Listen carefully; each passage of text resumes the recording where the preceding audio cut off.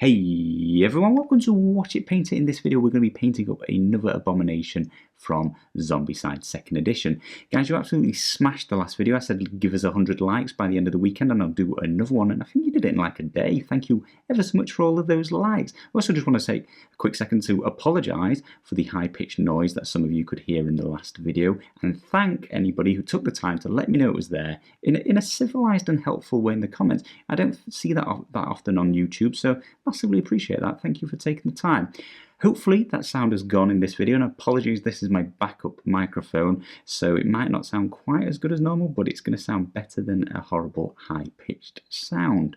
If you are massively appreciative of these videos and have the money to do so, do check out our Patreon. That's the sort of thing that pays for the replacement microphone I'm going to have to go and get to keep cranking out these videos in the quality I would like. Big thank you to all the patrons we currently have, because your support massively helps us. Anyway guys, let's get to painting this video. As always, I'll just mention the tools I'm going to use. I'm going to use a hobby holder for the grip for painting this miniature. I use it for most of my painting. I'm going to use my Red Grass Games set of brushes. That's the 00, the small one, and the 2, which is the large one. You can see my brushes, and I mention this every video, are not in mint condition. I don't treat them particularly well, but they work great in contrast paints, which is what we're going to use to paint the Hobomination. Hobomination? Guys, is that even politically correct now? I've not heard that word in so long. I feel like it should be permanent living impaired or something, permanent residence impaired. I don't know. Let me know in the comments below if that is not politically correct, or if it's just because I'm in the UK and we don't use the word hobo very often. As with the rest of the zombies in this set, I have primed this with a Grey CITADEL primer that is used for contrast paint. I'm really finding that sort of cold tone is really emphasising the dead skin that I'm going for. In fact, you can see the grey sear on my hand.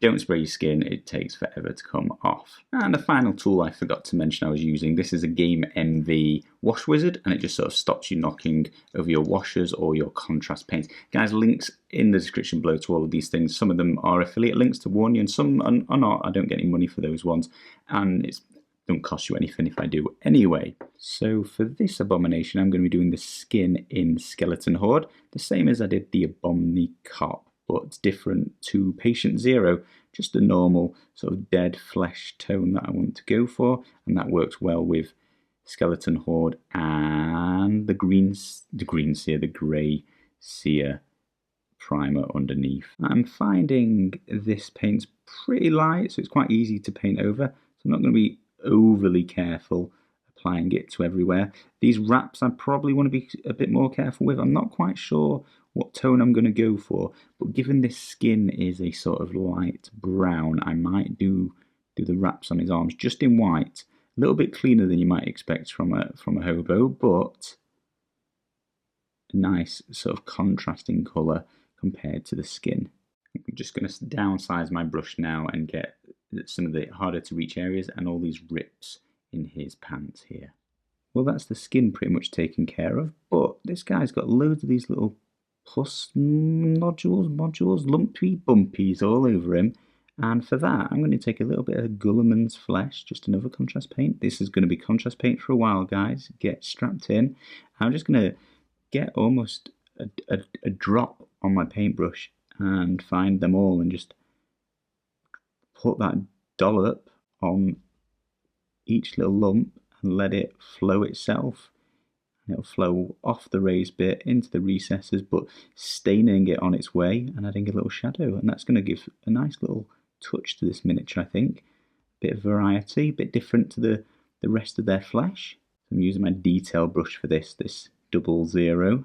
For his pants, guys, I'm going to use SHYISH purple. Personally find this a horrible colour. What's that, like 1 drop? So I'm going to add in some contrast medium. I'm going to get some out using a big thick brush. I actually would normally use a pipette, but since we've moved house, I don't know what I did with all of mine. I've never found them. So I'm going to get a load of contrast paint there. Actually, that's going to be more than I will ever need. Let's see if I can put a little bit back. Probably harder than it looks. Just realised he hasn't got that much pants to him.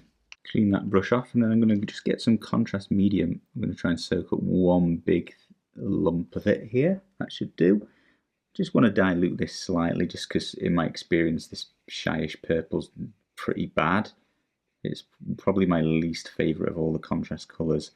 And I've never tried diluting it. We'll give it a go together. We'll see how it looks. I think there's plenty of alternative choices as well. You could easily do this black or grey or a blue.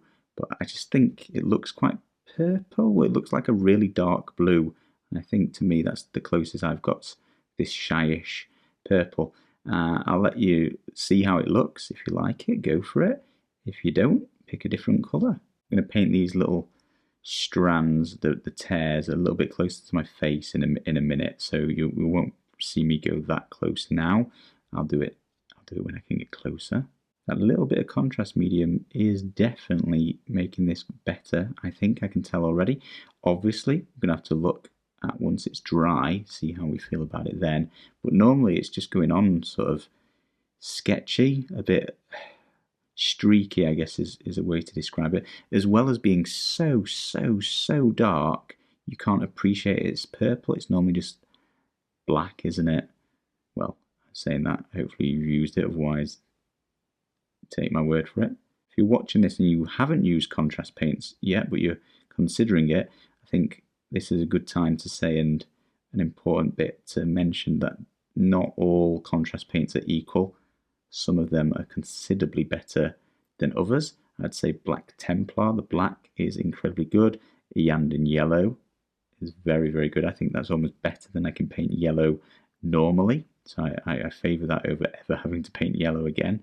This SHYISH Purple is one of the bad ones, and so's Dark Angel, the dark green one, but with a little bit of contrast medium in that, just thinning it down a little bit. It's actually one of my favourite of the colours. I think it looks really good, and this has potential too. It's definitely looking better, but I can already see it just pulling away in a weird way, just pooling badly. So yeah, the purple just doesn't sit well with me. If anybody's used it and got any tips for it, obviously let me know in the comments below. I'm more than receptive to that.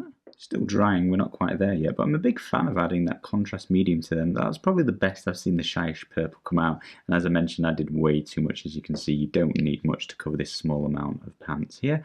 But yeah, purple done. Time for a shake break. These contrasts certainly take up some mixing time, don't they? It's time to tick off most of the miniature now. Get that big boy brush back out, the size 2, and some Militarum green. I'm just going to apply this all over his overcoat. We might want 2 coats depending how dark we want it to be. I think this dries quite light. Actually, just thinking about it, it might be nice to apply the skeleton horde maybe underneath. It might make it like a darker, browner green, and that might have saved us a little bit of time and give us quite a unique colour. I painted a little bit on the front by accident, so when we get to the front of this miniature, we'll keep an eye on the bit that's already got some skeleton horde on it. Got to dodge all these flying rats on his back. Here's that bit on the front that I mentioned where I'd caught it with skeleton horde, thinking it was a little bit of skin at the start. So we'll have to pay attention to this and see if it has any difference in the colour. It might be a good idea, we'll see. Using too big a brush there, and I've caught it on the skin here, so I'm just using my small brush, nice and clean, getting some water in here, and just slurping that contrast paint back out, put that skin colour back in place. And we'll just downsize brush and get some of the detail bits. I'm just going to show you how that Militarum greens come out, and you can see this bit here where I'd got some skeleton horde underneath. It definitely looks slightly different, doesn't it? I actually really like how this has come out. I'd probably stay like this, but it doesn't really match the artwork. It's a lot darker in the artwork. I wanted to show you this. I am now going to go and add a second coat. I do not know if it will make it look better, but this is what it looks like in 1 coat, and then I'll be back in a minute with 2. While that green's off taking a lifetime to dry, I'm going to do these wooden boards he's got on. I'm going to use AGGAROS Dunes. I've not used that in a while. I'm just going to give it a light coat. I'm going to paint on the words using original paint, traditional paint, normal paint. So I can do this quite heavily. It doesn't matter if I get the letters in the same colour, just as long as that board's going to dry nicely behind. Be a bit more careful on this one just because the green right next to it is still really wet. and I don't want it to pull and flood into there. Bear that in mind if you're painting contrasts quickly at the same time. Third board just up here as well, a little bit of brown on there too. I'm flying through this miniature. I ain't got time for any of these paints to dry. I'm going to use some Apothecary white next and paint on some of the white bits. So his hair looks quite white in the artwork, so I'm going to do his hairline and his beard as well. Get that looking white. It's like a homeless Gandalf, isn't it now? And then, yeah, I think these wraps, they're almost a bit too clean for a homeless person, I think. But they're quite pale in the artwork, and it's going to be like a nice contrast to the skin. So I'm just going to go and carefully paint this white contrast on all of these bandages. Don't forget he's got a couple around his feet as well. I'm going to do the first coat of these pigeons or griffs, maybe they are in the back. I think that's just because I'm using this GRYPH-CHARGER grey, so this bluey, light bluey grey colour, and just because that would be easy to paint over, I'll just paint the whole pigeon in that colour to begin with. And then we've got this third pigeon up on this railing. This railing looks infinitely better in the artwork than it does on the sculpt. It's just a sort of impossible object on the actual sculpt. Like, how's that got stuck in him? It looks like a big solid chunk, doesn't it? It's not the actual railings it's depicted in the artwork as. Just pause for a minute and have a look at that dark green. I think that is looking closer to the artwork and a kind of smoother finish as well. It's not necessarily better, but take a moment to pick which you would like if you're following along. Stop at one coat if you preferred it before. Otherwise, this is what two coats look like. A little bit different. I think either or, you know, let me know in the comments below which you prefer. Time for the final bit of contrast before we start painting on some details using normal paint, starting to make this look awesome. So I'm going to use some Basilicum grey, and that's just the other tone I want to use on these winged rats. And I'm going to paint its chest, its undercarriage, and its tail feathers as well. Just down here too. Just darkening that down, leaving that GRYPH-CHARGER on its wings and its face, and hopefully that will make it look a bit more like a pigeon. Let's get to detailing this miniature, and with that I'm going to start with toxic oils just on his tongue. I'm going to start on the inside out like I do with most of the painting, so his tongue's like the hardest to reach bit, so let's do that before we do any of his teeth and anything else, and then that tongue will be just ticked off, hidden away in the inside. After that toxic boils has dried, I'm just going to add a little bit of Jumpsuit shader. That's the red wash by the Army Painter, and that's just to add some depth to that tongue in there.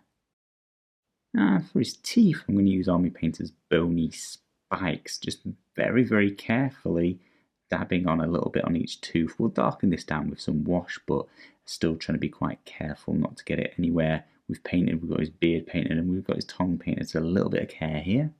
So his teeth are really bright at the moment, so I'm going to use a little splash of deep shader. Came with one of the Zombicide painting kits actually, but it's essentially a very dark brown wash, and just dab that onto his teeth and let that dry and it'll darken nicely down for us. With the next bit that I did, I'm afraid I had to do it off camera. That's his eyes. The detail's way too small. In fact, even off camera, I could barely do it. But for that, I used matte black, heavily watered down, just dab some into his eye holes, let that sort of flood with black, and then very, very small amount of white, just dots in the middle, and that's how I did his eyes. Best of luck to you if you want to attempt it. If you want to leave it as it was, that's fine. It's just I think his face, it just wanted some pupils, some eyeballs in there. While I have that matte black out from his eyes, I'm just going to paint these cords that are holding up these signs on him just in black, just simple. Not going to do anything else to it, just a tiny bit of detail just to pop out really. Hello blood, it's time. We're going to use a little bit of Army Painter's Glistening Blood, their blood effect paint, and that is going to be to add some red, I guess, to this little sign he's got. Well, he's got a few over him. I'll do this one so you get the feel. I've downsized to my Game Envy 00 saber brush. If you've got a brand new 00 Redgrass Games one, I think you can be able to do this, especially if you've got it closer to your face than I do. But if you're a bit wibbly wobbly like myself, then you might want to use an even smaller brush for this kind of text. It's actually pretty forgiving. This text is very raised, it's very prominent, it's quite easy to get to. I would definitely warm up on that help me sign. It's bigger text and a little bit easier to get to than the please. Yeah, get warmed up on that, then the please sign, and then last but not least this I'm hungry off to the side. But that's definitely going to be the hardest one. I'm definitely going to do that one off camera. I'm going to go for a couple of thin light coats of this, just really gently catching the brush. I will build this up until it's nice and prominent. I love when you're on the detail stage of the contrast paint jobs and just starting to add things in, and it just starts bringing that miniature together. Really like where we're going now with this text written on the signs. It's a really nice touch. We're going to carry on, keep adding that detail, and we're going to use true copper, and that's to do this sort of railing that's sticking through him that looks nothing like it does in the artwork. It's got all this plastic fill here, which is a shame. I'd like to cut that out if I could get to it. If I had the energy, I'd probably, it probably won't work, but it would be nice if this was like it was in the artwork and actually hollow. I contemplated painting the bits that don't exist in black to try and sort of make it as though they're not there, but I think it's gonna be worse than just painting it as a whole piece of copper railing instead. I think this will be the better look. I'll also do these other things. I don't know what these are, these little things sticking out of him, but I'll do them the same copper, as though he's got all this fencing sticking in for some reason. Don't know how this has happened and why they're coming out of him instead of into him.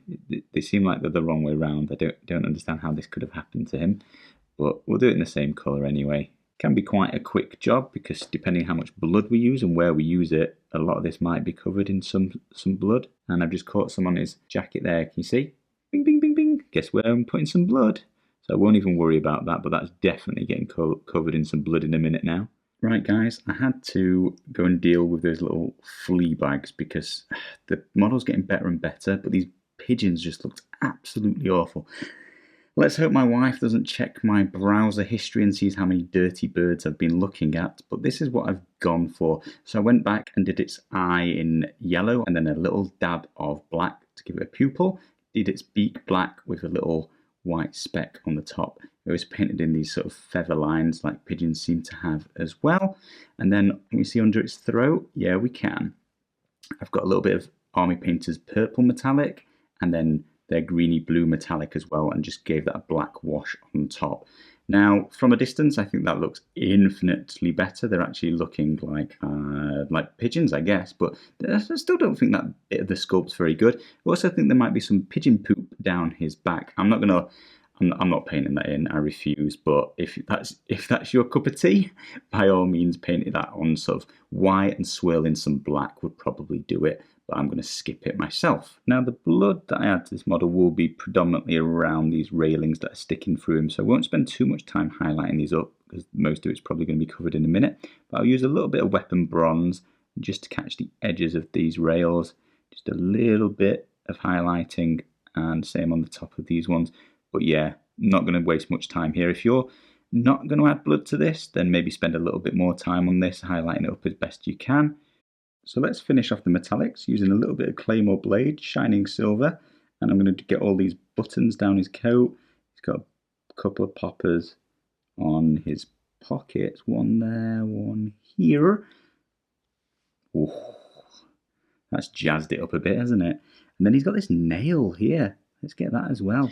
So off camera, I have just gone and customised his base. With all of my Zombicide models this time around, I'm going to add custom bases. It's all very, very easy. I've got a lot of miniatures to paint. I wanted to make them quick, easy, and cheap. So it's all DIY, all completely, well, if you own a printer sort of thing, free.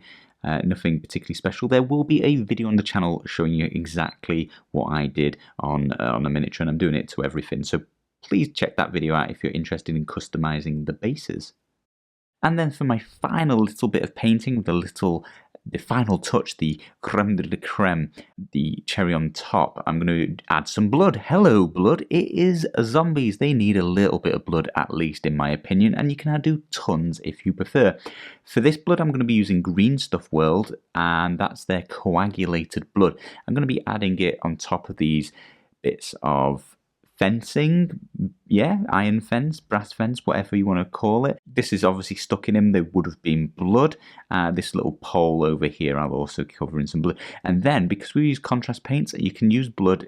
Zombies are so forgiving. We can just splat it on anywhere you've made a mistake. I'll see if I've made any mistakes and just add a little bit of splattering of blood to cover up that sort of mess that I might have made with the contrast paints. And if not, you can keep it clean if you want. Add it wherever you like. It's just a nice little finishing touch. Some people love blood. Some people like to stick away from it. It's up to you guys. And that is another Abomination completely finished. Ooh, that was a blast to paint. I am thoroughly enjoying these Abominations, especially with the contrast paints. It's a really, really quick, simple job, knocking them out in no time whatsoever. Yeah, I think we're pulling it back.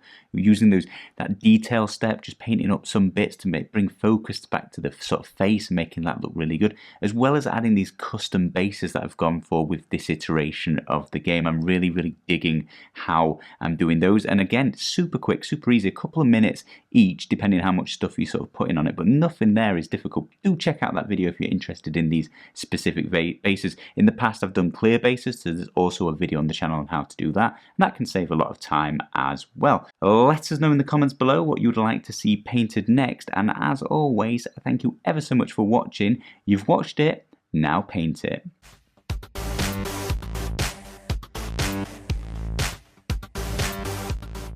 So while we are waiting for some of those contrasts,